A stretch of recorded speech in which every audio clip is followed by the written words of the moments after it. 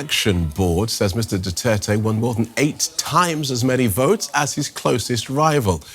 He was the city's mayor for 2 decades before becoming president in 2016. The International Criminal Court issued an arrest warrant against him for crimes against humanity following his brutal war on drugs, which left thousands dead. He's currently awaiting trial. We get more from journalist Dave Grunebaum, who joins us from the Philippines capital, Manila. Welcome, Dave. So how does a man in custody win an election by a landslide? Well, to his supporters back in his hometown, Davao City, he's just a legend who cracked down on crime, who cleaned up the streets. They will tell you that before he came into office as mayor, there was just so much drugs and crime all over the city, and that he took the drug lords on directly and cleaned up the streets. That's why they love him. But obviously, to his detractors, he's a cold-blooded killer. But in Davao City, they absolutely love him. And they came out in droves to show that support for him. As you said, he won by an 8-to-1 margin over his closest competitor. And the people down there, they're coming out to show not only their support for him, but to really send a message to the Marcos family, Ferdinand Marcos Jr., who's the currently president, because the people down in Davao City, they blame him for the fact that that Duterte is now sitting in the International Criminal Court because Marcos Jr., the president, he cleared the path for Duterte to be arrested and extradited.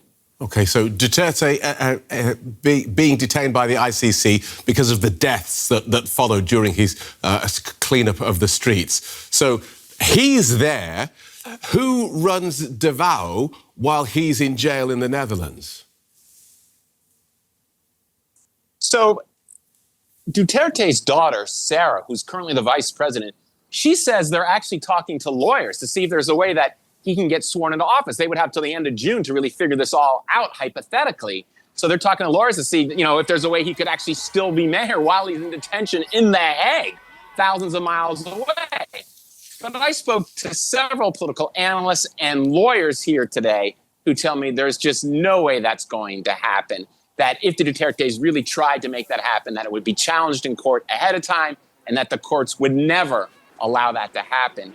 Assuming that's correct and that would be the case, what happens is that the vice mayor assumes the responsibilities, and that means it would go to Rodrigo Duterte's son, Sebastian, so it would just stay in the family.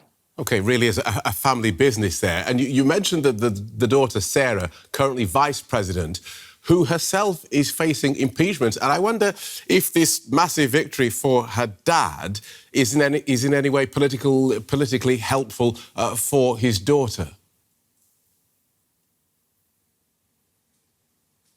Not only does it help her and the whole Duterte brand, but more importantly, there was a Senate election for 12 of the 24 Senate seats that also went on. And when you talk to political analysts of the way that lines up, the key thing for Sarah is the magic number of 9. Between all 24 seats, she needs to make sure that at least 9 people would not convict her. And you like to think these decisions are made based on the evidence, but the fact is in the Philippines, for many of these senators, it'll be based on which way the political winds are blowing that would favor them.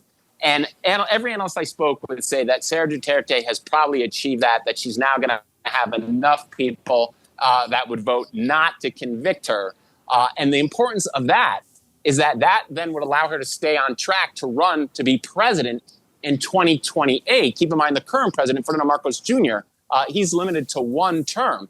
And if Sarah Duterte becomes the next president, Ferdinand Marcos Jr., the current president, would have a lot to be fearful of, because then Sarah Duterte could take revenge on him for clearing the path for her father to end up being sent to the International Criminal Court. So the drama could just continue here. Okay. Philippines politics, a family business. Thanks for talking us through that, Dave. Journalist Dave Grunebaum.